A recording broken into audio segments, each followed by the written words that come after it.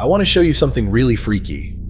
I need you to stare at the cross in the middle of the scene. Now, I'm going to quickly show you some faces. Let me know what you see in the comments.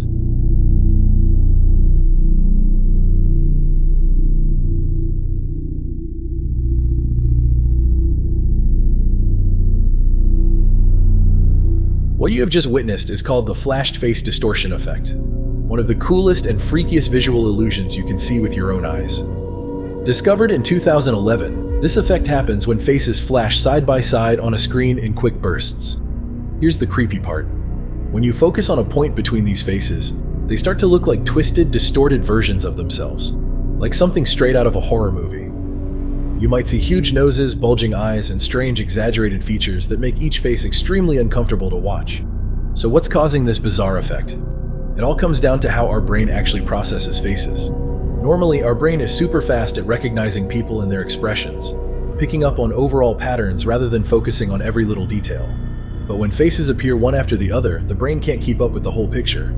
Instead, it latches onto any extreme feature, like a big nose or wide-set eyes, and amplifies them, making each face look even more unusual.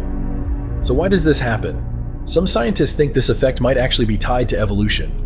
Our brains evolved to recognize faces quickly because that's how we survive and connect with each other.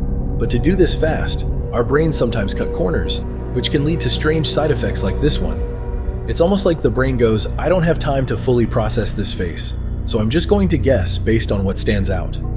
When faces flash by, the brain's shortcut gets a little glitchy, causing these freaky distortions. The effect also sheds light on how we see things in our peripheral vision, which are the edges of our field of view. Peripheral vision is great for picking up movement and big shapes, but it doesn't focus on detail. So when faces flash by in this part of our vision, the brain fills in the blanks, often creating strange, distorted impressions of what we think we saw. This is kind of similar to why we sometimes see faces in clouds or objects. Our brains are always on the lookout for faces and fill in details even when they're not really there. It's like our brain is tricking us to make sense of the world faster, even if it means bending reality a little. It's a cool reminder that what we think we're seeing isn't always the full picture. Sometimes our brain is just filling in the gaps with a bit of weirdness,